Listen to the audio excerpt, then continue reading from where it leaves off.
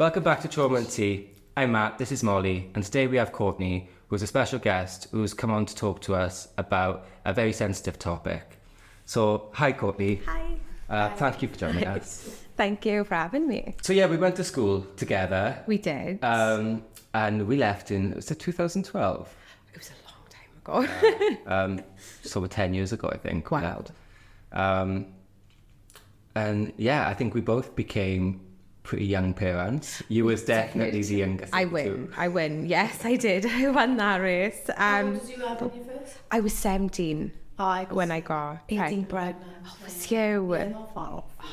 And to be honest, anything in the teens is young. Yeah. I think you should It'll always be that. 25. I don't like it around. It's hard. Free contraception right here. So yeah, you two met in school. Yeah. And but did you stay in good contact?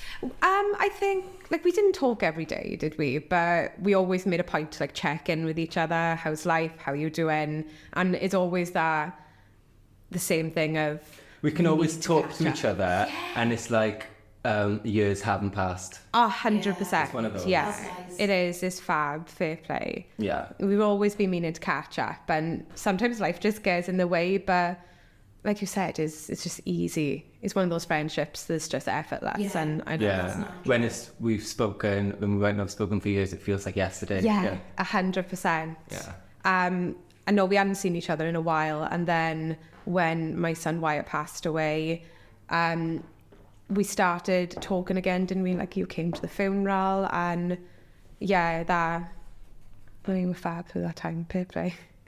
That's really nice you on that though. Yeah. Do you have much support in that time? With friends, family and everything? I did. Family were amazing.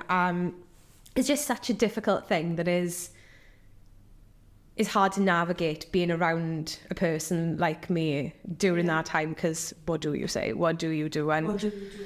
Yeah. the real answer is nothing. There's nothing you can do. I mean, obviously, I'm new to your story. Yeah. So, obviously, I know that he passed away. So, can I ask, how when did it happen? Yeah, of course. Do you mind going into it? So Wyatt was 7 days old. It was, I remember so vividly, because I had bought a milestone blanket and it was personalised, and I was so excited to use this blanket. So I remember the day before, I was like, I get to use this blanket tomorrow, it's going to be brilliant. So this is in 2017, I don't know if I mentioned that. On the 10th of December, he was born on the 3rd. And I woke up, I was breastfeeding him. I fed him at 5 o'clock. I remember we were on the sofa, because he had this thing where he was heaving, do you know, as babies do, they have the build-up of mucus, and it just really put me on edge. So I was sleeping downstairs with him on my chest, just in case.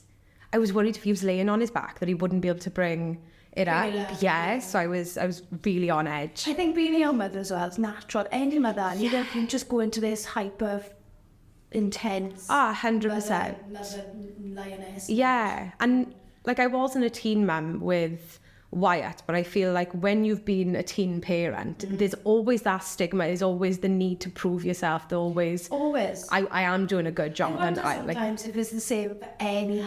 I always wonder that. I think everyone feels the same in some respect. Yeah, definitely. That's not talked about enough, actually. No, definitely not. There's always this just insane pressure to be amazing, be not the best, because we're all just winging it, really, aren't we? Yeah. Do you feel like social media has a lot to do with it, though? 100%. You get the... I'm a great mother. Yes. Look how clean my house is. My house could never. My kids walk into it and it just suddenly there's toys everywhere. And I don't think the bad side, it's not that these sides are bad, but I don't think the other side is shown enough, because... Yeah, the real struggle. Who wants to say they're struggling online is this was hard, and that's why I pride myself on my Instagram, that I'm real, and I think that's how I connect well with people through that, is because I will show my Mercy house. Yeah, it's like, this is what a house looks like. It's okay if your house looks like people live there. It's okay. Well, it's lived in for years. Yeah, exactly that. It's supposed to be a home. No, it's Yeah. not home. My kids will always be comfortable in my house. They'll never be like, oh no, you can't move that and things like that. No, absolutely not. It's, the chaos. I strive in the chaos. So when I passed, do you know what happened? Is there a reason to his passing? Yeah, so he died of, it's such a word, bronchopneumonia. Essentially, his lungs were filled with liquid. Given how severe it was at only 7 days old, me in the hospital can only assume that I had Strep B and he contracted that. Okay. And that's how, which again, I'd never heard of. Wyatt was my third child. I had never heard of It's it. funny, innit? Because I'm pretty sure my mum had strep. Yeah. And it is quite, it's not a common, but it's not. No. And heard of us is not, you know what I mean? And is It's not talked about enough. Really. no, and it can, well, it does kill babies. You can get meningitis. No, because they didn't test me for it. It's a test you have to either ask for, and I think I might be wrong. I don't know if you have to pay for it as well, which I would have been absolutely fine doing. Yeah, but come on, you shouldn't really have to do Yeah, that. no, exactly. Especially if you're not aware of that. To me, that's I had no idea. And again, like my third child, and I'd never heard of this. And essentially, they contract it when they go down your birthing canal, so they contract it from you. Yes. But again, we'll never know because I was never tested for it. But it looks like that. Did you feel a bit like unjustificated when that? Oh, 100%. And not only that, guilty. Like, I felt so guilty because, like I said, essentially, he got it from me. So it's like, I killed him. And there was so many aspects of guilt that I felt. Like, not only there was that was a big part. And, like, I think I said, the morning he died, I was holding him and I had fed him at 5 o'clock in the morning, and this was always made sure I remember what was on telly. I had the telly on in the background just for like background noise. How I Met Your Mother was on telly. I could tell you exactly which episode. And I was laying there, I'd fed him, I put him back on my chest, and I wasn't even tired. And this is the part that really, really got to me, because I wasn't tired. But because it was 5 o'clock in the morning, I thought, God, I'll lay down, I'll doze back to sleep. And then I woke up at 9 and he was dead. And in that moment, just the not knowing I looked at him and he was limp. So I brought him forward. I was tapping his back, thinking that would do something. I screamed to his dad, who was just on the other end of the sofa. I was like, he's not breathing. I don't know what to do. So he phoned an ambulance and I started CPR on Wyatt then. Yeah. He had gone to the front door for signal, and I think when he was in the process of being on the front doorstep, he knocked on a neighbour's door. And because again, you're so frantic, you just don't know what to do. Yeah. And he said, the baby's not breathing, he's not okay. And my neighbours were brilliant. We were really, really good with our neighbours. So I had taken Wyatt, not on my doorstep, but my front door on the inside, and I had put him on the floor there because they were giving me instructions on what to do on the phone to his dad. So I was doing CPR, I was rubbing his hands. My neighbour in the meantime had run up, I think 10 doors away from me, was a nurse. So she brought her down. I remember her walking up, there was steps leading to my old house, and she was in her dressing gown and she was like, come on nurse, I can help. I was like, okay, brilliant, amazing. But that's when I noticed, because if you remember 2017 in December, we had snow. And it was on that day, and I remember looking down onto the road and it was white. And I just, it was the first time I've ever been sad to see snow, or just utterly terrified, because I was like, they're not going to get it. Oh God, yeah. The ambulance, it was on a hill. I was like, there's just no chance they're going to be able to get you on time. And I was absolutely terrified. And then the nurse, she had taken over CPR. I was, again, rubbing his hands and his feet for his circulation. Again, no clue. I was just following instruction. And as she was doing the CPR, we were both so hopeful, and we didn't realise that it was just completely normal and it didn't mean he was okay. But after she had blown into his mouth, he was like releasing the breath, like making this cutest little, huh. And we were like, oh my God, did you hear that? Like, that's amazing. That means he's okay. He's going to be okay. And now I know it was just her air coming back out of his lungs. And so, yeah, we did that for what felt like forever. The ambulance finally showed up. When you say finally, did they take a long time? Probably not. It felt like forever. It did. And they probably did take a little bit longer because there was snow everywhere. I remember at that time they were using 4x4s to take people to work and stuff, because that was the first bit of snow we'd had in so long, and we're just not equipped to deal with snow in this country. We're really not. No.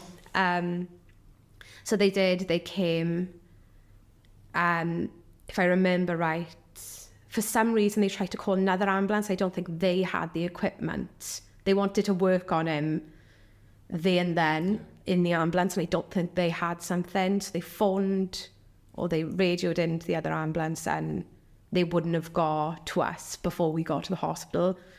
So I remember the woman saying, it's fine, we'll just go.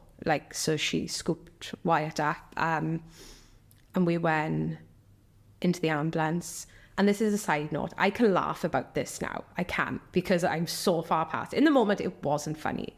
No. But when I look back, it's like, it is a little bit funny, because I had a bra on because I was nursing Wyatt. I was leaking milk constantly. So, and I had run out of pads. I had 2 nappies in my bra, 2 baby nappies hanging out of my bra, Christmas pajama bottoms, and that was it. So I grabbed a dressing gown just to cover myself, and on the way to the ambulance then I fell, because again, snow everywhere. Thank God I wasn't holding the baby. But yeah, that was just, I look back at that now and I'm like, God, that is a little bit funny. That's quite inspiring now, I think, that you can do that. I do think that's inspiring. That's a sign of healing. Yeah. And that is a good sign of healing. Oh, definitely. To be honest, it sounds like, especially now we think, it was strep. Yeah. Chances are there was no reviving. No, there was, And you probably know that now. Yeah. Now you know more about what's happened. Yeah. If we had just done a little more, if the CPR went longer, could we have saved him? I know now we couldn't have. It was just an unfortunate event. 100%, yeah. It is what it is. Yeah, yeah. So the fact that these elements of that day, that traumatic day, that you can learn about it. You shouldn't feel guilty for that. No, you've got to find things to help you through that. And if it's like finding the little funny moments in a moment that's not funny, it's like there is not even. I think that's really inspiring. Yeah, thank you. I do. Thank you. Yeah, me too. So obviously you get to the hospital. Yeah. What happens next? So we got there. I think they already knew that there was a big chance he was gone and he wasn't coming back. Once we got there, they took him off to a room. He was on a bed in the ambulance, and the woman had carried him. She said, I'm going to run. And I was like, right, okay, I'll run with you. So, she was there, really. Honestly, they were amazing, absolutely amazing. So she picked Wyatt up. The other nurse who was there helped, just walk with me and baby's dad. So she took him to the hospital room. We got taken to a separate room. And again, looking back, they knew, because you don't see these lovely rooms in hospitals. You don't. It was like, you could tell it was a room for people who were grieving. Yeah. That was very clear. And I was terrified. I kept saying, why is the room so nice? Why have they put us in this nice room? I want to go and stand in the corridor. I want to be left on a cold floor. I don't want to have comfort right now. I want the normal things you expect going to the hospital. I want to be uncomfortable, sat on the horrible chairs. Because that is your norm. Yes, exactly. In an odd way, is kind of like what you read it. Yeah, it was, because you don't want to be instantly taken to there, because you know You've never that's seen it before. yeah, and you know it's not a good sign. Yeah. Is the room you see on TV? Yeah, the family Yes, room. it is. Yeah. Then again, I don't know if this is the case, why it happened, but this is my interpretation. I think they knew he was gone. They had been working on him.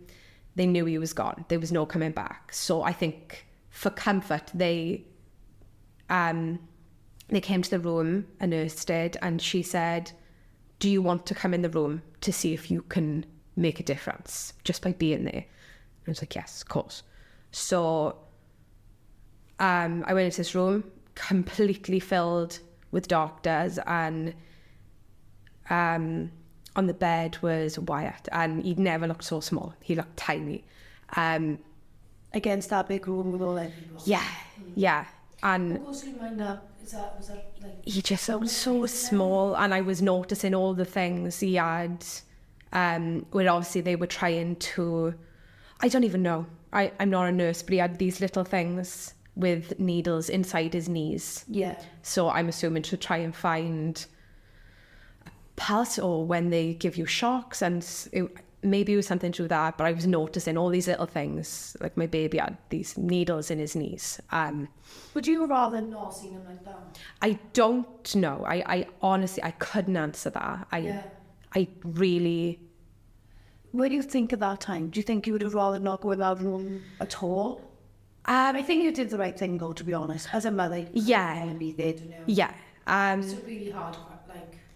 I don't know if it would have been better not being there, because then... You'd be thinking what you could have... Yeah, he's not.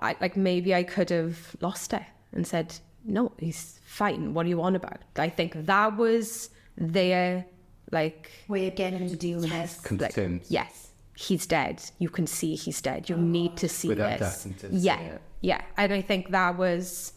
I think it probably was a good idea why they did that. I think not to cover their own backs. Like, I don't mean that in a bad way, but I think it probably did. It covered them. So I wasn't a mother just going crazy in this hospital. So I was at the top of the bed. They kept doing CPR on him. They were taking turns. You could just see they were knackered. You could see there was not one person in that room who weren't exhausted, because they all wanted a different outcome. I was stroking his head, crying, begging him to come back. And then the same nurse said, right, that's enough. Come on, let's go. So we got taken back to the lovely room, and I remember this doctor, his face and his voice will always stay with me. He came into the room and he said, we have to stop now. And I screamed. I did. I was like, no, you can't. Absolutely no. But obviously he was gone, and yeah. So Did you find, after that, did they lead you to any, did they signpost you or to any, like, support? we had loads of support. So once he died, we got to go and see him. And this room, again, that was once filled with all these doctors, was empty, and there was just one nurse, and she was holding my baby, wrapped in a blanket. And he looked so peaceful. He did. They said we could have as long as we wanted with him. So we took him to a room. And then a lady came in with this white box. She did his handprints and his feet prints, his footprints. Yeah. Is that standard in hospitals when you lose babies? They've seen them on the wall. I think, I'm not entirely sure, but I think it's to do with the charity To Wish Upon a Star. Okay. It was set up by a lady whose, I don't want to say son or daughter because I'm not entirely sure, but her child passed away. And then her husband took his own life. So she started the charity to just a little something to help parents who are going through these kinds of things. We got a little elephant that I think Elizabeth, my daughter, my eldest, has in her room. And then Wyatt got to keep one as well. So that got put into his coffin. I changed his clothes because, and that's another thing that people don't realise, when a baby dies in these circumstances, everything is evidence. And his clothes had to be taken, his blanket had to be taken, so he had to be changed into... Does that elevate stress? I didn't know why they were taking it at that time. I knew afterwards because I wasn't allowed home.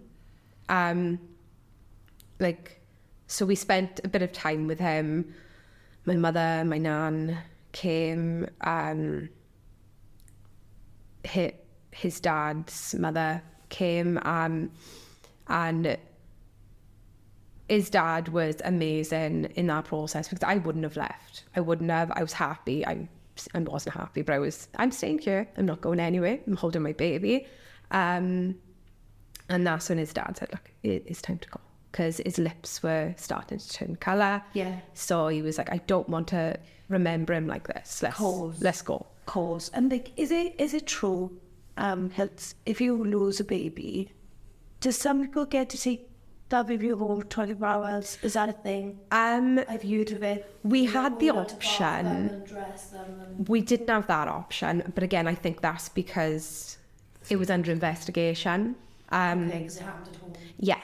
I think if the baby had died in hospital and we were already in hospital, I think that probably would have been something. We got the option when we went to view his body. We did have that. I said, no, I don't want to take him home because I'm not taking him home. And he's not staying? No. And I think we had this conversation, didn't we, about going to see him at the funeral home. It was horrendous. It was... Yeah, to go back a bit and start that. Okay. Yeah, section. What happened? So you left the hospital. We left the hospital, and obviously all I wanted to go home. I just wanted to go home and... Hold your other kids really tight, I suppose. They weren't there. Sorry, I should have mentioned that. And looking back now, the way it worked out was perfect. Is that the right word? It couldn't have been... They didn't experience it. They were at their dad's when he was born on a Sunday and he died on the Sunday. He was born on the 3rd, he died on the 10th. So the kids weren't there. And I just think, thank God, because what would I have done if the kids were there? I don't know. And the thing is, you've got to kind of think about the families that go through this. Yeah. Family is I couldn't have even imagined. It is. Yeah. It must be really hard for the kids. 100%. But mine was so young as well. So they 3 and 5, I want to say. Maybe even 2 and 4. But we left. The kids were... Trauma. Literally. I wanted to go home. We couldn't because, again, circumstances. My house had to be... The police were in my house. They took everything you'd ever touched, slept in. Did you feel like you did something wrong? Yeah. Because of that? Yeah, I was... Because I think... And I totally understand they had to. I completely understand that because... Did you understand that at the time, or can you remember being in a really weird state of just total despair? I understood. I was just... Why? It was taking a while. I remember it was dark and I was at my son's mother's house. Sorry, that was a full circle to just say grandmother. We were at her house. And we were just in the bedroom and we were just broken, absolutely broken. We were just laying in bed, we were crying. And again, side note, it wasn't funny then. It wasn't. But now, it is funny. I cried so much. My eyes swelled and I looked like...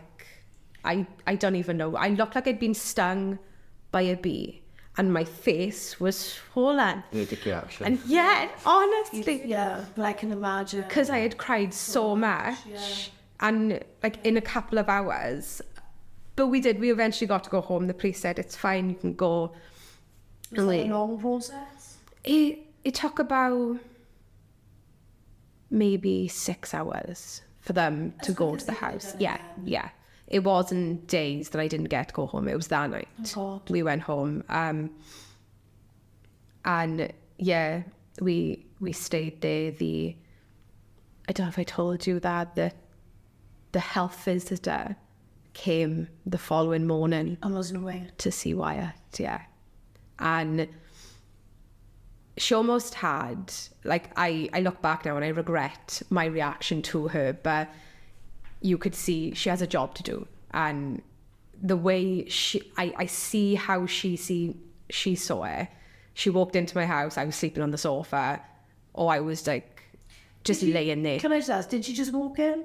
No, she didn't. The door was locked. Okay. So baby's dad opened the door and she stood there for a second and she was like, well, where's the baby then? You could see she had a bit of an attitude, which she was entitled to, because again, if you're walking into a situation, all the lights are off, you were just laid on the sofa, Mum, go get baby, I need to look at baby. You know what, I'm going to disagree though in a way. Yeah. Only because I've had it happen to me, and I do think health visitors are quite insensitive. Yeah. I've been in the bath before now, and my daughter's been in a maxi cause because my oldest didn't stop screaming. Yeah. She had colic and everything. Oh. I was in the bath, and I was kind of like rocking her, and the health visitor knocked the door. She was already an hour late. And this is what annoys me about health visitors. Yeah. You can be late, but you can't be late. No.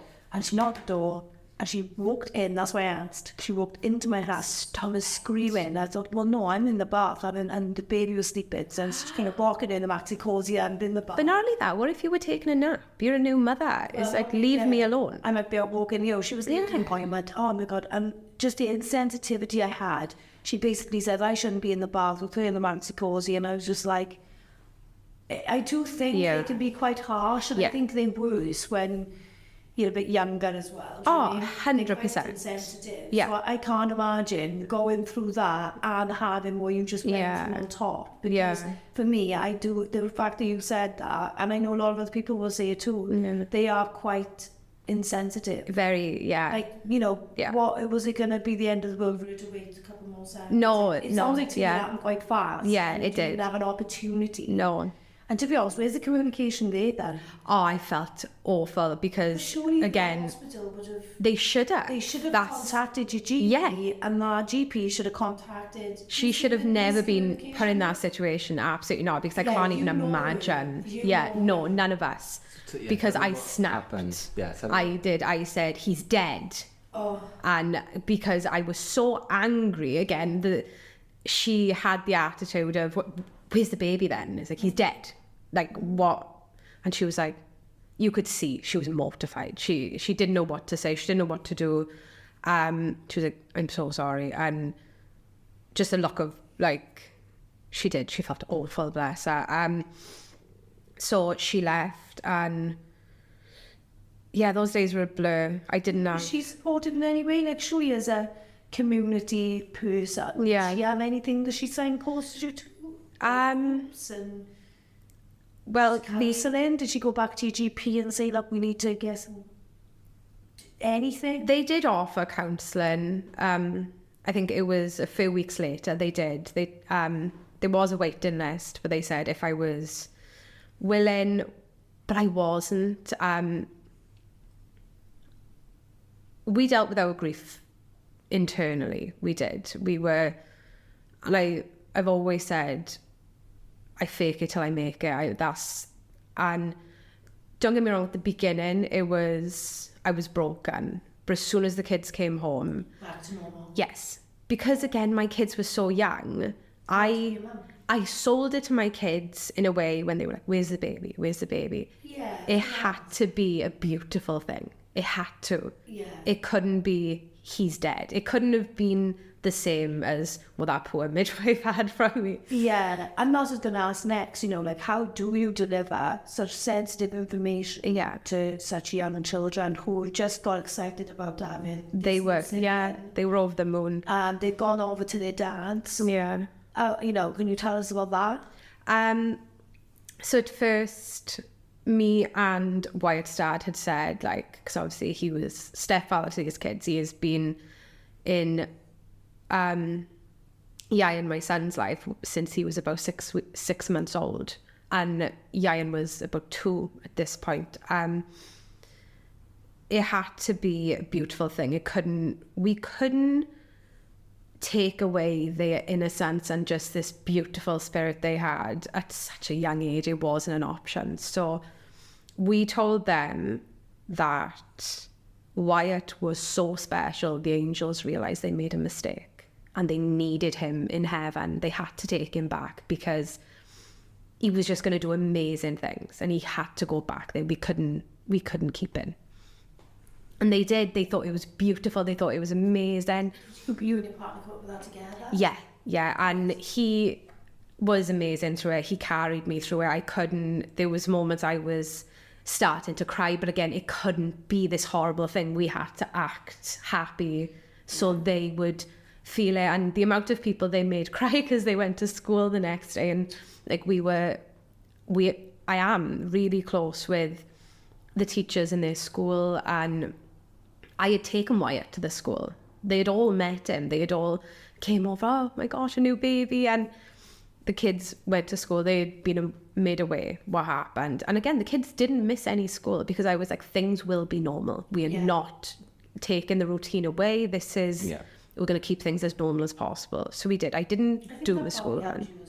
Oh, 100%. You get that space then? Yeah, I needed it. I needed to be sad when they weren't around. I needed to go through that. And yeah, so they went to school. They were telling everyone, my brother is an angel. And they were so proud. They were. That is lush. It was lovely. And then it was Elizabeth's concert on the 15th. So 5 days later. And I am always that mum that's front and centre. I will be the one crying at all times during the concert. And she was, I knew I couldn't miss her. I knew I had to be there. And the head teacher, we let him know that we were going to come down, and he was like, right, I've instructed all the parents to not speak to you. They're all aware.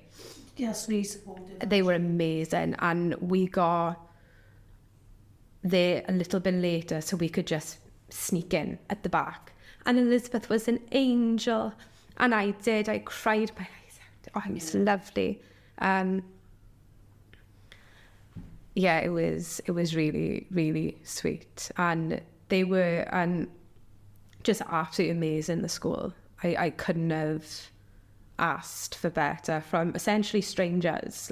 The support I received from strangers was just phenomenal. The funeral, obviously you were there, and there was, because Wyatt's dad was a part of a football club, I think it was a lot of those boys were there, and it was just really come together. How many people? It must have been about 100 people for this little baby boy. Yeah, it was absolutely crazy, the amount of people that were there.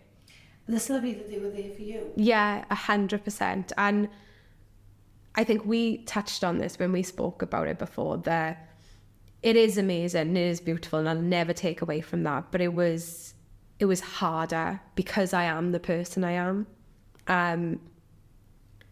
I hate any kind of attention or anything like that. Yeah, no, I hate it. And not only that, I am such a wall up in the sense of, don't feel sorry for me. Do not feel sorry for me. Don't pity me. I'm not a victim. I'm not, just don't. So the more people that were there, it was harder. You had to put on a brave face. I didn't cry. I did not shed one tear. Yeah. Because there were so many people there. I felt myself inside say, turn it off. And I did. I turned it off. And I was shockingly fine, and I can understand looking from an outside point of view at the funeral, she's not even sad, because I had turned it off. I'm glad to think nobody did think like that. Yeah. I done. Yeah. I gotta be honest. My friend died at 18. Yeah. And her mother didn't cry. No. For God, a long time after she died. Yeah. She'd cried, but not in the funeral. No. Because she had 3 other kids. Yeah. I mean, Yeah. it's quite normal. Yeah. You've got a job to do. Yeah. I don't mind me touching on this, and I don't want to make it about me, if that's okay, but I do want to touch on it because it's similar in topic. But I understand what you're saying about not wanting to be a victim. Yeah. Because I've said to you before, the last year, obviously just gone, in the April, May time, I had a miscarriage, but I wasn't aware I was pregnant. Yeah. So when I passed the fetus, baby, whatever you want to call it, some people call it baby, it depends. Yeah. I was saying to you, and I've said it to other people, you do get this sense of like, right, got to put your big girl pants on now. Oh, and get it ready. 100%. Yeah. Do you know what I mean? But this is obviously, this is obviously different. We haven't. But it's the same, it's the same feeling of swallow it, chill. Yeah, it is. And the way I dealt with it, it's resonating with me what you're saying, because it absolutely felt the same for me. Yeah. And I wasn't sure if I was burying it. Yeah. I was worried if I was burying it. Yeah. And I was like, am I going to lose it now? Because later on, because I haven't processed. Yeah. Yeah, but then I just think that's the way I dealt with it. Yeah. Because I got my own other kids. Yeah. And unfortunately, like, for me, I didn't have a similar support network with anybody, but I also didn't reach out to a lot of people because I felt as if, as stupid as it can sound, because it wasn't a baby, because it wasn't an actual birth. Your feelings are not valid. It's not bad. Yeah, I just felt like, why I'm not really that important to swim up. And I remember looking at myself in the mirror the one day and I was like, oh, why is that? No. And I shouldn't have. I don't have. But I remember thinking, my support network was pretty small anyway. And I didn't really reach out to anyone because I didn't know how to. Because I got carry such a brave face. I thought, how am I going to... You can't let them see you. And exactly what I did. I remember thinking to myself, I'm just emotional because of my wounds. Yeah. So that's how I pushed it down. I said, I'm just hormonal. This is going to pass. Yeah. I'm not being sad because it wasn't a pregnancy I was aware of. Yeah. But then later on in the year when it was catching up with me. That doesn't make it hurt less just because you didn't know that you were pregnant. Like that's still a completely valid loss. And yeah, and the only reason I wanted to mention is because there's 2 totally different ends of the spectrum. But the feeling is the same. Yeah. Dealt with it does definitely feel like the way I dealt with it. Yeah. So that's quite interesting for me. It is. Because I didn't know if it would feel the same. Yeah. Obviously, you've got a physical baby that does different. But yeah, just the way you dealt with it. Yeah. Like I wasn't great with everything. Like I said, I went to see Wyatt and that still traumatised me to this day. At the morgue now, is it? At the morgue, yeah. Before his funeral, got to go see him. And that was my one regret. I've heard a few people say this. I haven't seen him, obviously, but I've seen people in the chapel rest. Yeah. And I regretted every time I leave. Yeah. And I don't think I would ever go again. It was awful. It was just not really the same. No. That wasn't my baby. It looked nothing like him. And there was a feeling in me that knew I didn't want to do it. I had a feeling I didn't want to go anyway. And it's like my body took over because as soon as I stepped foot there, they closed the door behind me and he was at the other end of the room and I couldn't move my feet. It was like something was holding me in that spot saying, don't do it. And I did. I broke down and I was saying to his dad, I don't want to do it. And he said, like, you will regret it. And I walked over and it just looked nothing like him. That wasn't my baby. It was a shell of, it just didn't make sense. My brain couldn't comprehend what I was looking at. And I always stroked his face. He had the most beautiful, soft cheeks. And I touched him and he was hard and he was cold and nothing about it felt natural. It was one of the worst parts of the entire thing. It was traumatic. thing is, what you do, do you not go and regret it? Do you go and regret it? And that's what I mean. I think, yeah, As well. because if I didn't go, then was there going to be, she had the option to see her baby one last time and she didn't take it. Like, how awful can you be? Like, I didn't know what the right thing to do was, but I knew I didn't want to do it. And if I could go back and change anything, it would be that. I didn't need to see that. No. That didn't bring me comfort. That didn't do anything but bring me an immense amount of pain. I should never have done it. And that would be my advice to anyone who was in a similar situation. Don't do it. Do you feel like that made it worse when you buried him? Because obviously you saw him and I knew, yeah. you had that visual. Yeah. Because to me, he didn't look peaceful as he did when I left the hospital. He looked peaceful in the hospital. He looked like he was sleeping. Yeah. This wasn't a sleeping baby. This was a dead baby. And it was very apparent. You could see. Yeah. And like nobody says that his skin was like almost bright red because, again, he was frozen and his lips were dark purple. Like nothing about it looked...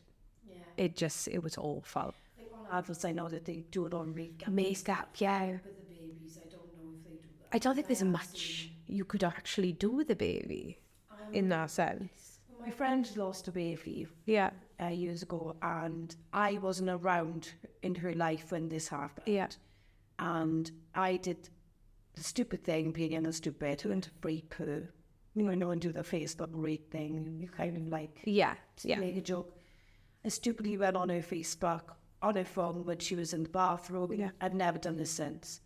When her album came up, and she had a secret album of all photos of what her son looked like when he passed. So it was on Facebook, but not too public. Yeah. So it couldn't go missing. Yeah. And it traumatized me. I can imagine. And it wasn't even my baby. Yeah. And it wasn't even my trauma. Yeah, So I can only imagine yeah, how you felt. yeah. And my friend, like lifelong friend, no, I told her after I did it, I took a picture. I was like, might want to remember him like this, just not even thinking in that sense. And you say that, but then I think maybe you're overthinking. yeah, Because you got the stigma behind the other people, what they think. yeah, You're worrying about that, which you shouldn't be worrying about that, but naturally you do. yeah, Because you don't want to look insensitive. Yeah. You try to do the right thing for everybody else, Yeah. including yourself. I don't think you weren't thinking. No. I think if anything, you were thinking a lot. yeah, And you took an image yeah, of your son. Yeah. Because I do not. You wouldn't have that. this is the last picture I'll ever have of him. How do Yeah. you feel? Like, how do you navigate that? Yeah. You just can't. No. You have to just do what you felt was right. Yeah. But I deleted that picture later that night. She sat with me. She said, "That's not your baby. That is not your baby." Is that a hard thing to do? It was, but it wasn't, because I knew what she was saying was right. She was voicing everything that I weren't saying, but I was feeling. Yeah. She was, and she knows me inside out. She knew that's not a picture you want. Like, you're not going to look at that and remember your son. That isn't your son. That is a dead body, and that you should not be keeping that. No, and some people might grieve like that. Yeah, And that no, might be but which what is, some yeah, people need. completely valid. Like, And I've everyone's seen people different. put things on Facebook. Yeah. I've seen people post their dead babies on Facebook and how. Yeah, I think as well, every circumstance is different because, if you think of, if you've lost your baby but you wasn't there when they died, then I've heard a lot of people say, they couldn't get the closure until they I went think and seen. that's probably different. I think in that sense, if I wasn't there when Wyatt died, I probably would need to needed see that, him, yeah, a for the last closure. time. Yeah. But I think because... Because it's not real. Yeah. But because it was so real what happened, it is like, I'm the one who found him. I did the CPR. I did all of that. I didn't need to do that to myself. I had my closure. Yeah. I just opened a new wound. That's all I did. And I put some salt in it and some vinegar and just carried on going and pretended I was fine. And yeah, I should never have done that. I know that now. But I moved forward. And like I said, I did delete that picture and that's a memory I work hard on not thinking about. Yeah. I put that away. Yeah. We were talking earlier about blame and how, luckily when your partner, it sounds like, did it bring it closer?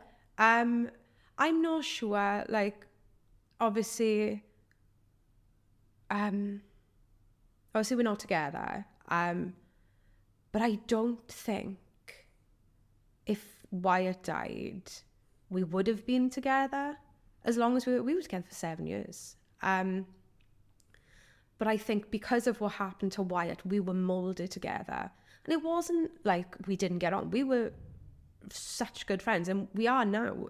Like, we share a daughter now and a son who passed away, and we are such good friends. And that's all it was for a long time. And I think we were both scared to leave and be in a relationship with someone who didn't know how it felt to have your world just ripped apart and still have to walk and carry on and live your life. And A trauma bond, I suppose. Oh, 100%. We were just molded together through this trauma.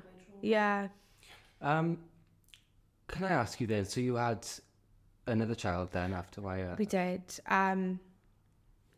We were trying, again, looking back, way too early. We had no business trying to have another baby when we were still going through all these feelings. It was crazy.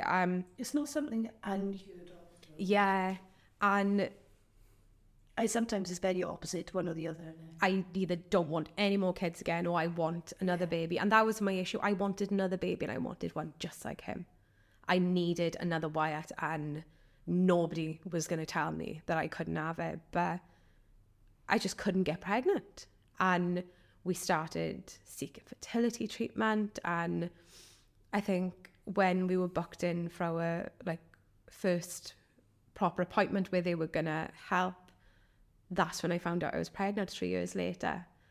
And it wasn't this beautiful, magical thing that you would expect it to be, and that what I was hoping for. It was just dread, because now I know firsthand what can happen. And I barely made it through the first time. Could I make it through if something happened again? I didn't know.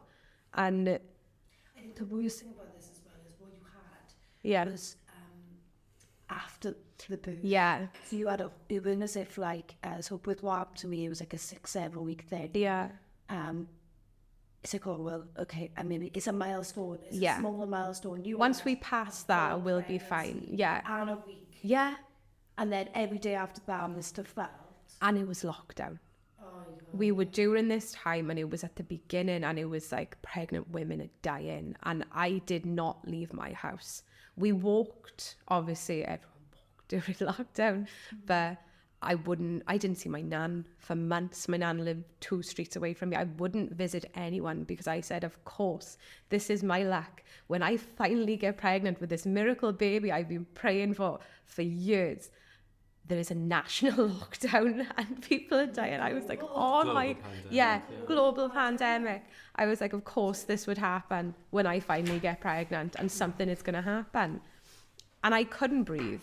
It was always like I was waiting for something to happen.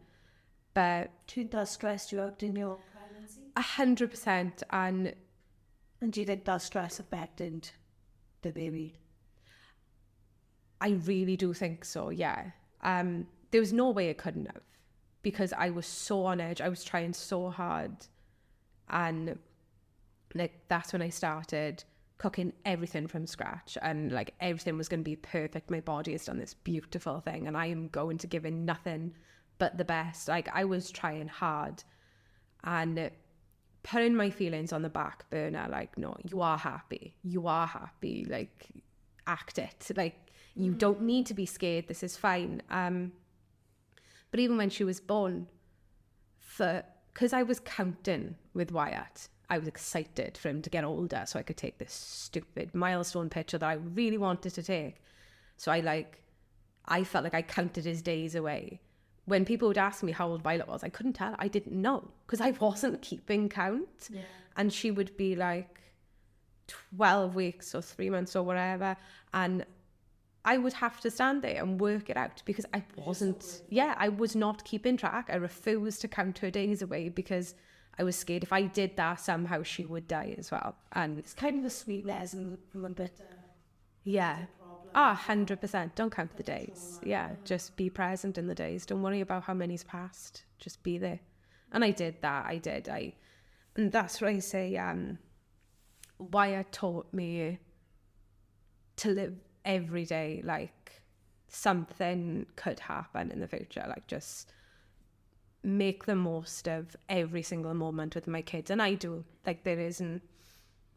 But even with Wyatt, if I could go back and do that week again, there's nothing I would have changed. I held that baby for his entire life. He was never down.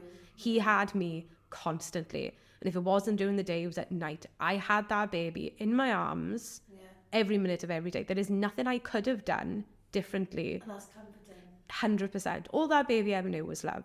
Yeah. And Violet, my daughter, was the same. She got... Because we see it a lot, do we? Like, people come in, help us as we say, oh, don't spoil them. Don't spoil your cold, pick them up. Yeah. I disagree. I think if you probably understand love. Yeah. Until they're old enough to understand anything else. Yeah. Why can't you co-sleep? No, exactly. Why can't you do any of them? Yeah. I did it with, God, I got it from an 8-year-old. I'm so cold sleeping with someone Yeah. else. And I'll be doing it until the day he says, Mom, get out of my bed. He's not going to be 20 coming in your bed. It's not going to happen. Like, it's just, this is a fraction of their life, and it's okay if they want to be around you. Yeah. And like, I can't even imagine, like, I know I said, you obviously know how guilty I felt after Wyatt, and like, I can't imagine how much guilt I would have felt if I had been letting him cry it out and listening to the midwives and just, no, he's fine, don't cry, stay there, because I blamed myself for so long after losing Wyatt, because there's all this anger and just frustration, and my child's just been taken away from me, and I was so angry, as anyone would have been, and there's just no way to put it. Nobody to blame. No, there's nobody. And so I thought, I blamed myself. There was so many ways I could. It's very, very easy. Oh, yes. I was the same. Yeah. In the sense, you got no one to deliver it to. Yeah. And saying, this is your fault. So it's got... You bring it back on yourself. Yeah, it's your fault. You didn't do enough. And I would always think that, because I mentioned his breathing to the health visitor. I said, like, it sounds a bit... I don't know, it sounds a bit off. You feel like you should have... Yeah, I should have pushed more. But then looking back, there isn't more I could have done, because I mentioned it, and she said, oh no, that's fine, that's normal, like, don't worry about it. And like, I left the hospital early after having Wyatt because I hate hospitals and I didn't want to stay, but he was fine. He was 10 days overdue, and he was £9.13 and a half. There was nothing wrong with this baby. He was perfectly, and they would have pointed something out, but I was like, it's my fault. I took him away from the hospital. I should have noticed. And you just, any kind of blame, like, I'm his mother. That is literally my job, to keep him alive. And I couldn't even do that. Yeah. He is dead because I didn't do enough. And that was always, and I would say to his dad, like, how don't you blame me? Because I blame me. I wouldn't be able to look at me if I was you. Because I was holding him. And it was always circling back to, I wasn't even tired. And I still went back to sleep if I didn't. Yeah, you had that guilt. Yeah. I wasn't tired. I shouldn't have gone back to sleep. You were under the impression this baby was a healthy baby. Exactly. And then it was just, and I would torture myself. It's just laziness. Laziness is why your baby died, because you couldn't stay awake.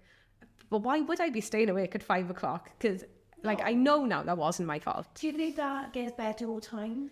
Is time a healer? Yeah, 100%. It's like a mixture of time and talking. What do you think it is? I didn't want to talk.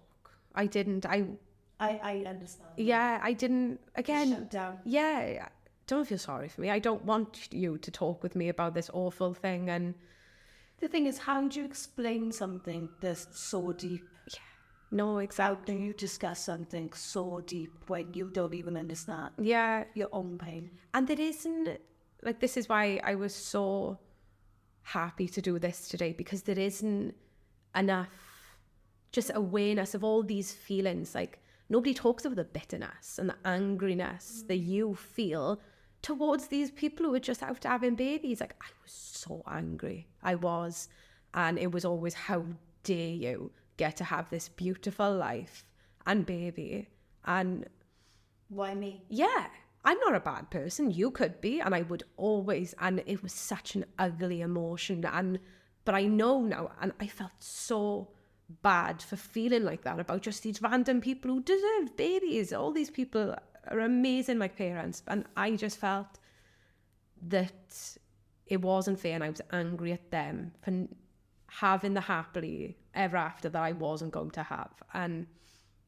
But I know now that was a process that I needed to go through. That is grief. Yeah. But nobody talks about that part because it's ugly. Yeah. It is ugly. It is. It's confusing and it's It is. Like, how could I ever feel this way towards anyone? And yeah, and you see these stories of like a cat's baby's dying and she goes and looks after ducklings. Like, I'm here to tell you how true that is, because I was still, and like the physical reminders was hard as well, because again, I was breastfeeding. Yes, So every 3 hours, my boobs were telling me that he should be feeding right now. That must have been really hard It to was. deal with, because you are obviously, even in miscarriage or just at Yeah. baby, your hormones are very, very high. Yeah. And they start to drop. Yeah. They drop pretty rapidly. And you're in a very odd space in six weeks in that time Yeah. after mentally. Yeah. And then you've got this physical, you have a natural birth. Yeah. Yeah. So had your dad a cesarean, things like that. It's the These things healing, really, yeah. reminders. Yeah. You had a baby. Taken away. Yeah. Yeah, this baby was taken from you. Yeah. Imagine, did it take long for that to settle? It felt like it took longer, but it was probably a couple of weeks. When then no reminder settled, do you think it helped mentally? I don't know, because I would hear a baby crying and it would take everything in me not to go over and say, you're not doing it right, let me do it. Like, I know the baby wants this. And again, can you imagine how mental I would have looked going over to someone and say, let me take your baby, you're not doing it right. Like, excuse me, I can't even imagine. Yeah. But that's how I felt. Anytime I'd hear a baby cry, I would get a pit in my stomach and I would feel sick, and I wanted to go and help this baby, because to me, the mother wasn't doing it right. I knew she needed to do something different. And do you think it was that, or do you think it was more a case of you wanted the opportunity to do something? 100%. That was the grief that I was feeling. Yeah. But again, nobody told me that I would feel like that, and or help you through that. Yeah, like I know I mentioned the health visitor. Well, after she left, it was, I don't know if they were health visitors or midwives. Either way, I had been dealing with one, and she was beautiful, loved her all the way through the pregnancy, and she came to the house to apologise for this woman afterwards, and that's where she told me that she had actually lost a baby. Her little girl had died, and we were just talking, and I think this was when I was pregnant with Wyatt, so this was a good few years later. And I said, yeah, didn't you find it so crazy how you'd hear a baby cry and like you'd feel like you just wanted to go over? Yeah. And this is why I'm glad to come to do the pod, because I think it's really, I believe, talking to somebody with a similar experience is the best form of therapy. 100%, because she didn't know that's why she was feeling like that. She said, stop, because you've just triggered me. She said, because I thought I felt like that because this is my profession. I am a midwife or a health visitor. This is what I do. I thought that's why I felt like that, not because... You didn't realise probably in that time how much you were helping her. Yeah, and it was just such an amazing moment to realise, like, sharing with people helps.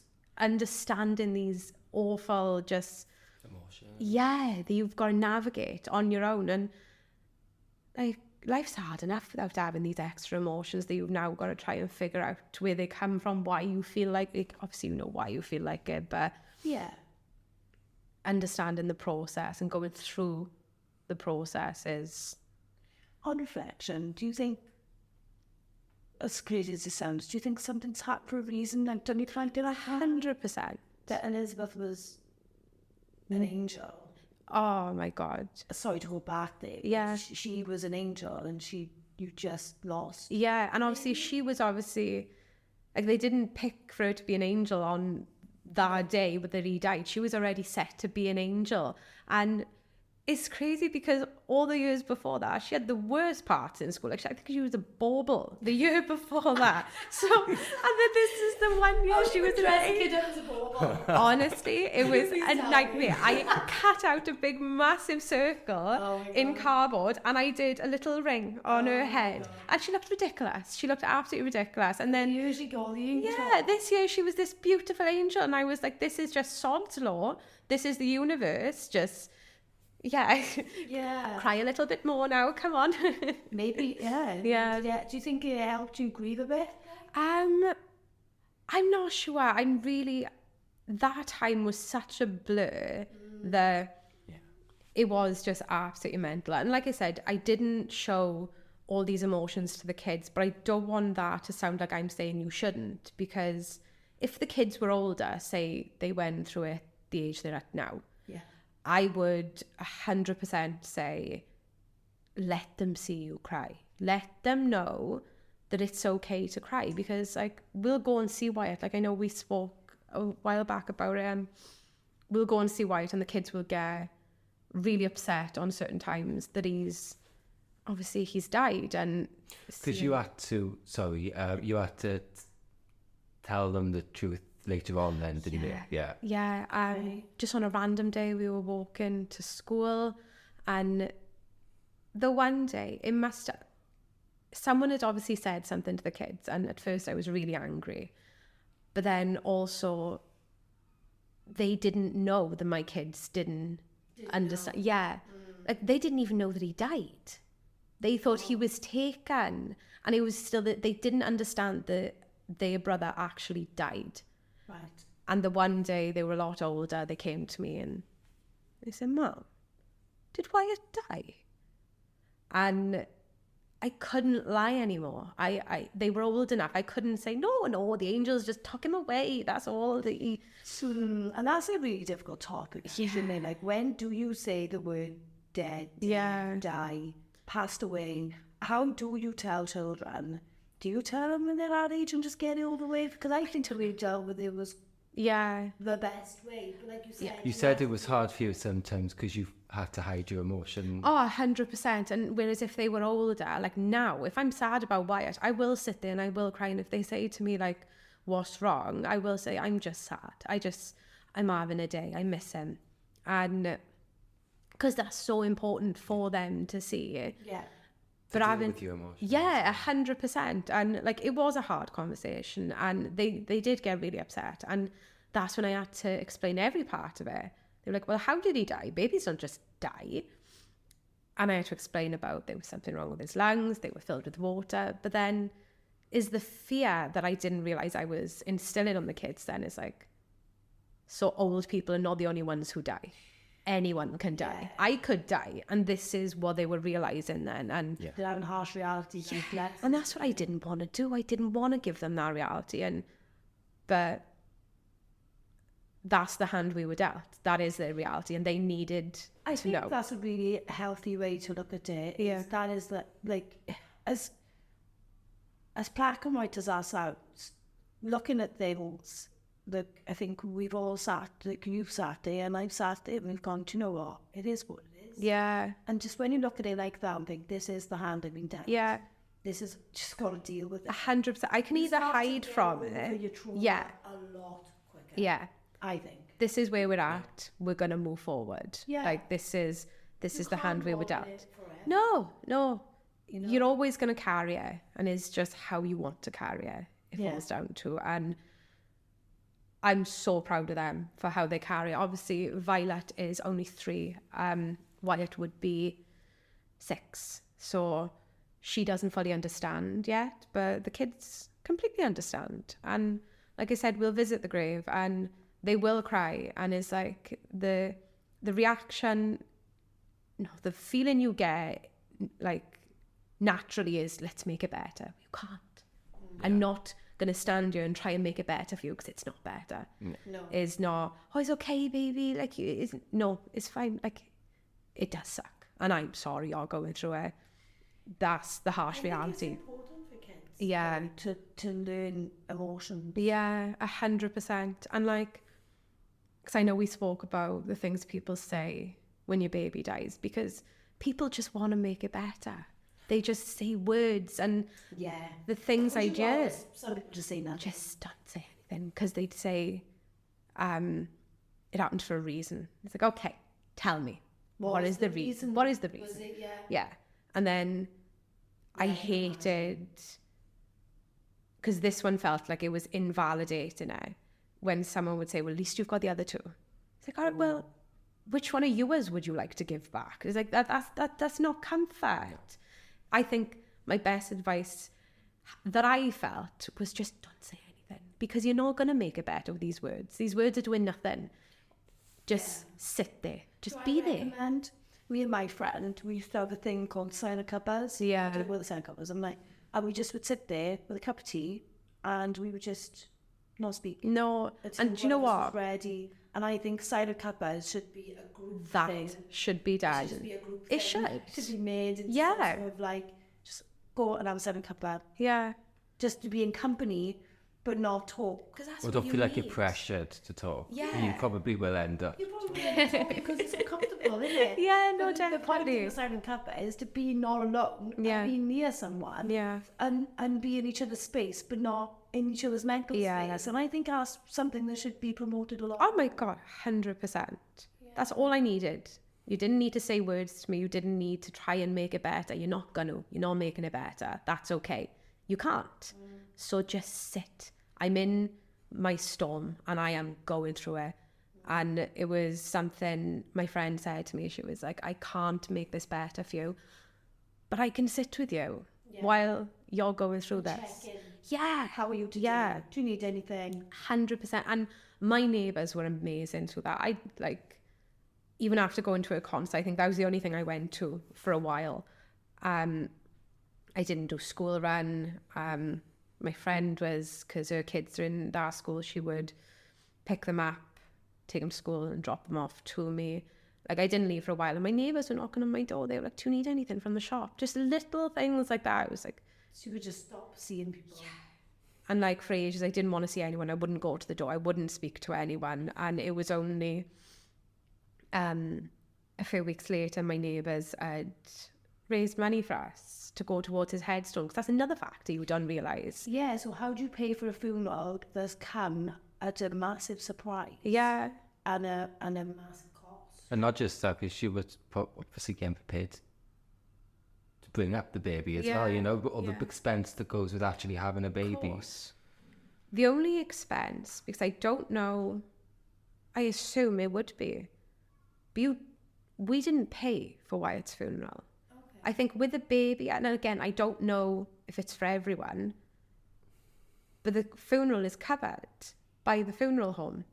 The only thing we actually had to pay was for the extra car, because we needed an extra car. The one car, the funeral, was all included. We had to pay for the plot of land that we were going to bury him on. And because he was a baby and he's buried where he is, it isn't a baby cemetery. So instead of a 6-foot hole, they dug a 9-foot hole and put him on a little shelf. So then I can go there when I die. And that obviously brings up conversations of things you probably never even thought you'd have to discuss. Yeah. Like your plot, where you're going to be buried, how you're going to be buried.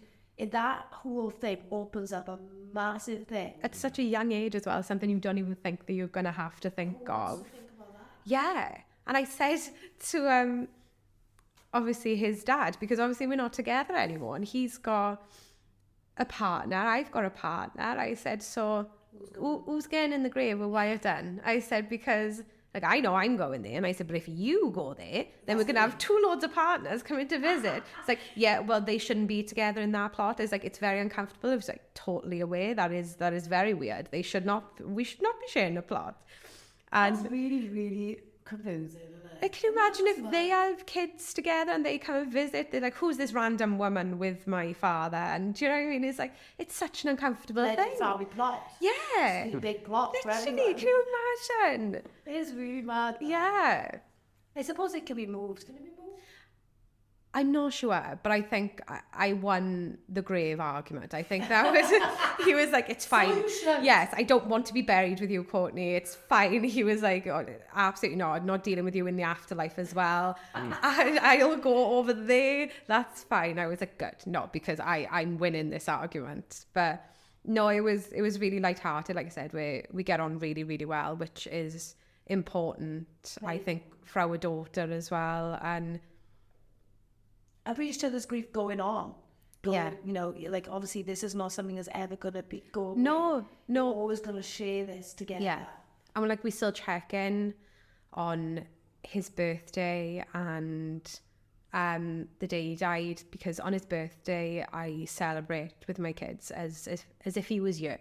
Yeah. We go visit his grave, we leave flowers and balloons, then we go home, or we go for dinner, and then we go for cake in the house, we sing happy birthday, and then on the 10th we forget. And I think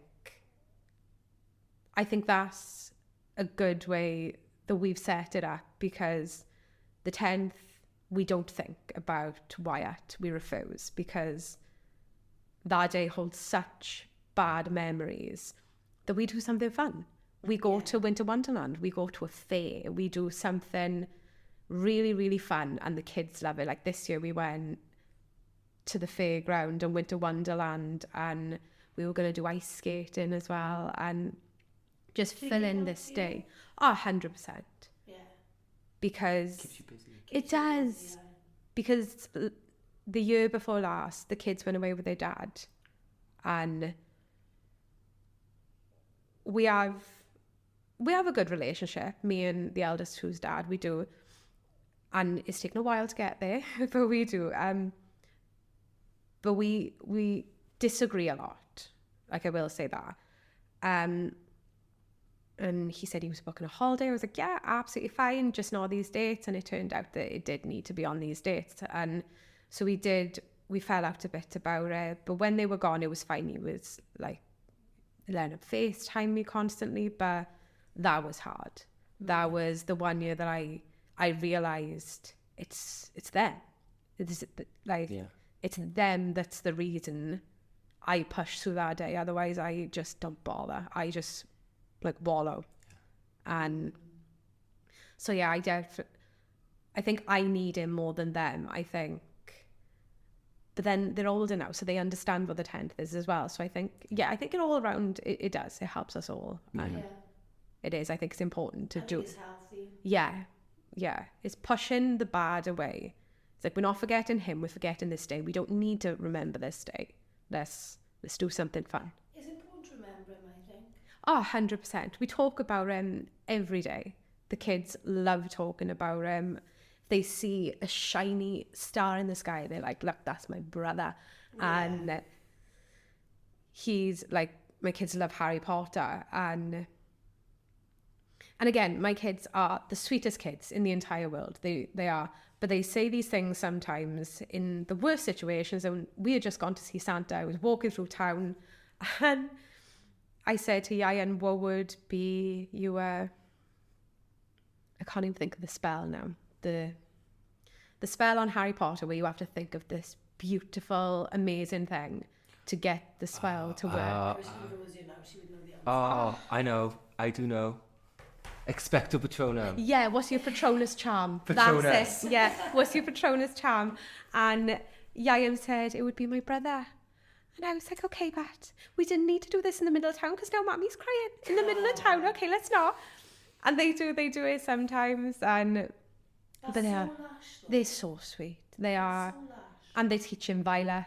Like, we've obviously got his hand and footprints on the mantelpiece in the living room. And she'll always say baby, and the kids are like, baby Wyatt. And I love that they still call him that. It's never Wyatt, it's baby Wyatt. And that's just the name. It's always going to be your baby. Yeah. And they're just the sweetest kids in the entire world. And they got dealt such an awful hand, and it sucks for them, and I wish I could take it away, but I can't. So we just make the best of it, and they really do make the best of it, because they are amazing kids. Yeah, speaking about the kids, so when we last spoke, obviously you mentioned that it was quite important for you. Well, you wanted to get pregnant again, you wanted another baby. Yeah. And you've mentioned that in hindsight, you thought you was doing that a bit early, but that's a process that you go through. Just tell me about, so was it about 3 years you were trying? 3 years we were trying, and then we did finally get pregnant. We kept the gender a surprise, and I think more so because I wanted a boy. I was trying to replace this baby. I wanted this baby. Back. I did want another baby, but that's not deep down what I wanted. I wanted Wyatt. Yeah. So I wanted this baby to be a boy. So we did have a surprise, because deep down I knew I'd be disappointed if the baby was a girl. I knew I would be. I didn't want a girl. I wanted a boy. I think lots of people, I mean, I felt the same. Yeah. And I didn't even have your trauma. Yeah. I had a daughter, and I really wanted a boy. I was like, and I had a surprise. I think a lot of people feel guilty about admitting that. Yeah. To say like, oh, I don't want a boy. Yeah, but you're allowed to feel that way. Yeah, that doesn't mean you're going to not love this baby. No, of course. It's just how you feel. That extra thing on top of everything that you went through. Yeah. That has to be really like, I mean, I think you did the right thing. So yeah. How did it? You did the surprises and you gave birth, and that's when you did sex. So how was that? As soon as they told me she was a girl, I won't lie, I was disappointed. I did. You accepted that disappointment? I did. Because I was convinced I was having a boy. I was carrying the same, but then in hindsight, I carried the same on all of them. None of the old wives' tales were affected on me. No. I looked like my nan said, a pickle on a stick. And that's what I looked like on all of them. It mattered not whether it was a boy or a girl. I was a pickle on a stick. And I was like, right, okay. And I just convinced myself so much that it was a boy, and anything that was similar, I was like, see, it was like this on Wyatt. I did this. And she was a girl. And I didn't realise until the days and the weeks following how much I needed her to be a girl. Oh my God, I totally think you needed her. Honestly, but because certain things, they did look similar. Violet and Wyatt, they did. And the PTSD and the panic attacks I was getting when something would be too similar. Okay, yeah. It was too much. Debilitating. I couldn't deal with it. It was awful. And I knew then that if she was a boy and she looked just like Wyatt, it'd be more elevated. I honestly think I would have lost my mind. Yeah. Because the panic attacks I was having just from little similarities that she had to Wyatt. And again, they didn't look identical. They didn't. He was much bigger than her. Was she born in the pandemic as well? Yeah, she was. So you got this pandemic on top. Yeah. With this pandemic roaming around and taking anyone and anyone vulnerable. Yeah. Naturally, you got a lot going on in that time. And fair play, because of the circumstances with Wyatt, I say they gave Violet a full MOT. Before she left that hospital, she had, I was treated for Strep B. I wasn't tested for it because with Strep B, they said, you can test for it on the Monday and have it, and then on the Wednesday, and it not show up. So they said, we're just not going to test you and say that you have it. Because then you get a drip. When you're in labour, so when the baby does go through the birthing canal, it doesn't contract anything from you. So I was given that, and then they checked everything. They did, I think, a baby version of an MRI and everything. She had all these little bits of tape and wires like connected to her. Was that standard because of your previous pack? I think so. I do, because again, she was my fourth. Yeah. So I'd never usually, you've had a baby, it's fine, goodbye. It was none of that. I stayed in hospital for 4 days, which it was bittersweet because obviously her dad wasn't allowed to visit. He didn't get to see her, which I couldn't imagine. That must have been awful for him.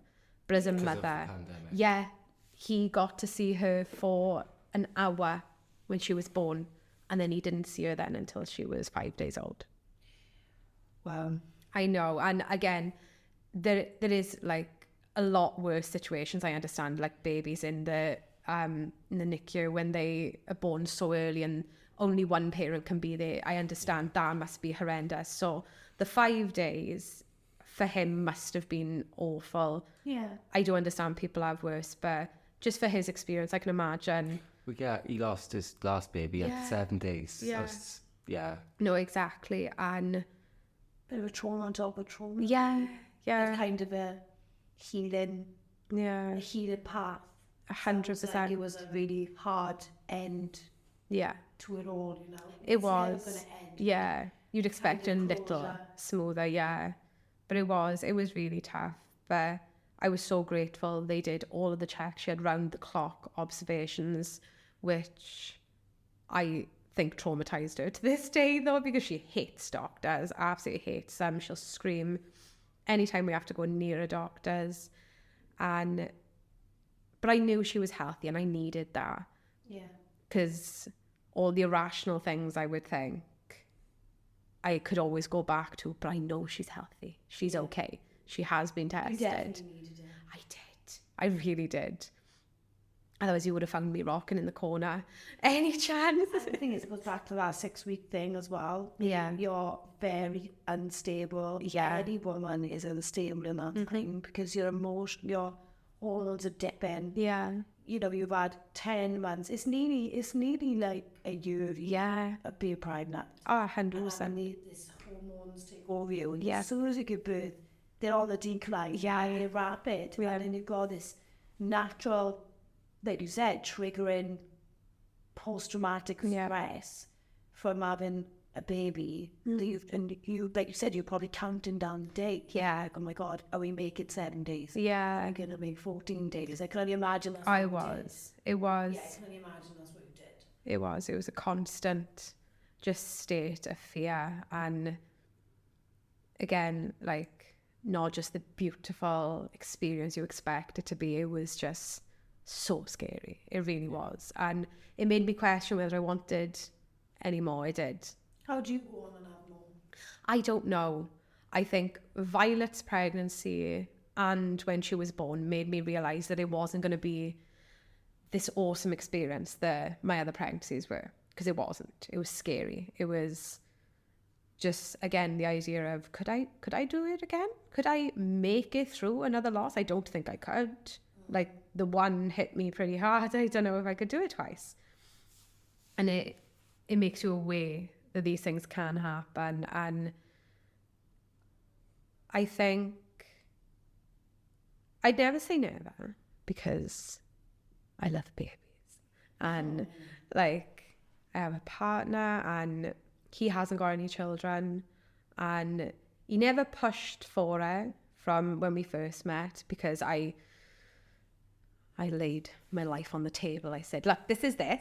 You can pick it up and take it if you want, or you can leave it there and walk away. That's fine. He decided to pick it up and put it in his backpack as well and walk with it, and he has, and he's done amazing. And I think it'll come down to whether we want to have another baby. But I know I'm open to it, and he understands that I would have a lot of anxiety like through the pregnancy. And I said, as long as you're willing to go through that with me, I'd love another baby. I'd have a football team happily. I was an only child, and yeah, I love it. I do. Yeah, I know a few people who are only child. Yeah, only child, and they've said I would love to have massive. I want a house full. Yeah, everyone's got someone. As soon as Violet was born, I was like, right, I need to have another one straight away, so she's got someone to play with. And everyone was like, that's ridiculous. You can't have a baby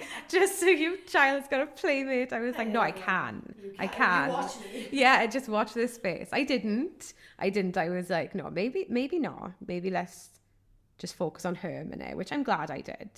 She's she's been the baby for 3 years, and that's not just from me. The kids have babied her severely as well. She's a madam because of all of us, because we all let her get away with murder, because she's this amazing little being that we got given back. Like, this is something, a little piece of Wyatt that we will always get to keep. Yeah. Because is her obviously sibling, and obviously they are sibling. And that's another thing, like with me and her dad, like we knew that we weren't meant to be together, because even when we were together, we would talk about, right, even if something happens, we still need to have another baby together, so we've got a piece of Wyatt.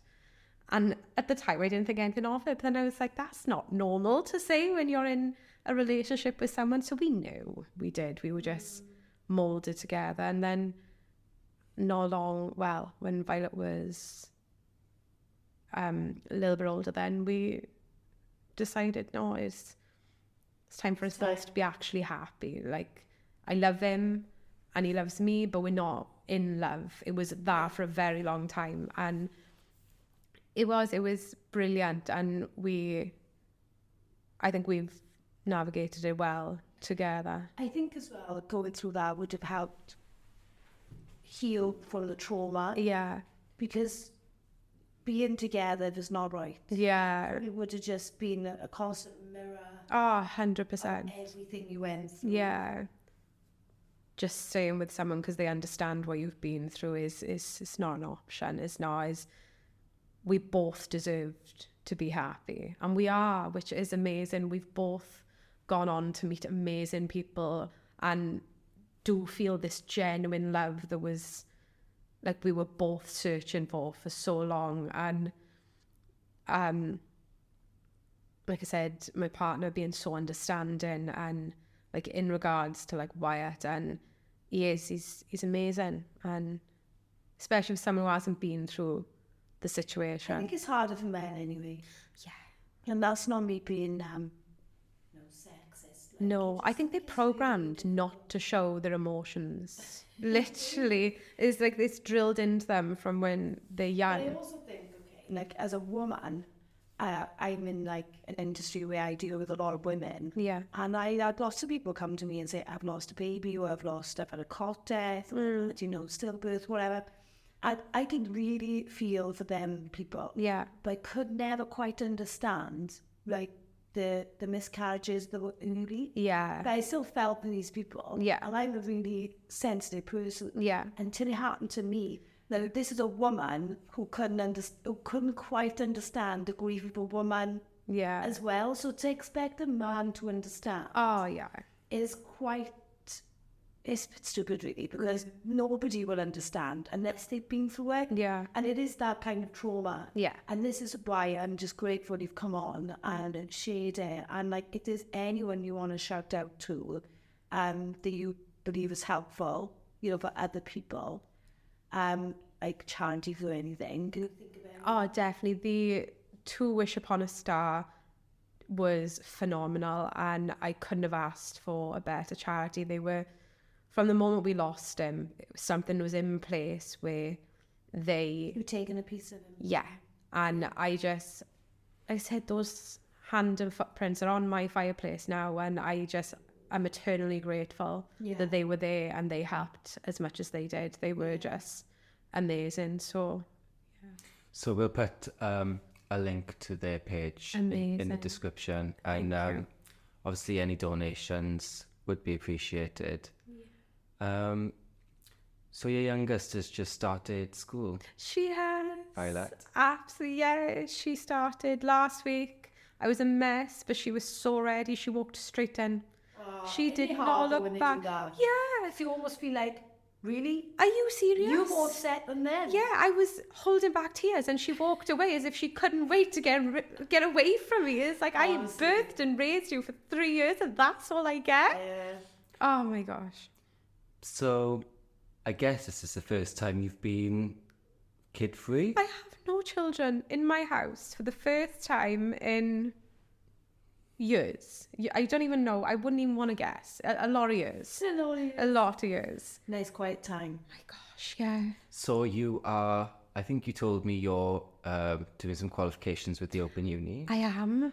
But you've also set up a business. I have. Yeah, I've got my own candle business, which is called Wyatt's Lights. Oh, amazing.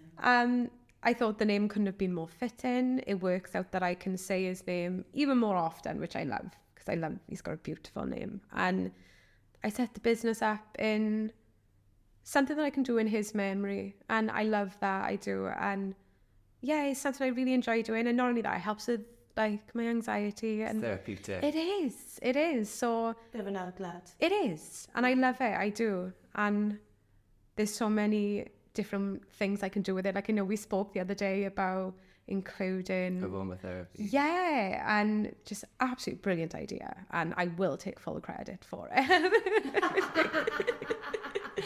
I love it. Yeah. But yeah, we're going to put a link to your website or my Instagram. your Yeah, Instagram. no, that'd be We'll put that in the description so that people can check that out. It's amazing. Thank you. Thank you so much for coming. Thank you for having me. It's been good. I'm glad. And if we get any questions from people watching, we might go to getting back Okay. to answer if Yeah. you were to come back. Yeah, happy. Because obviously we're looking at creating a bit of a community. Yeah.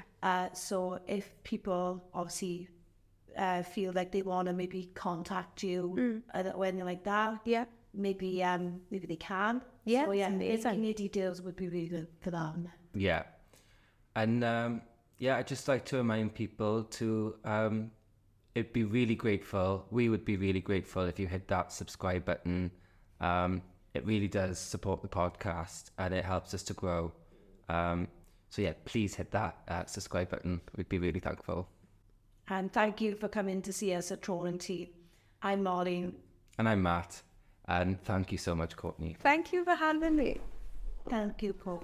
You're so welcome.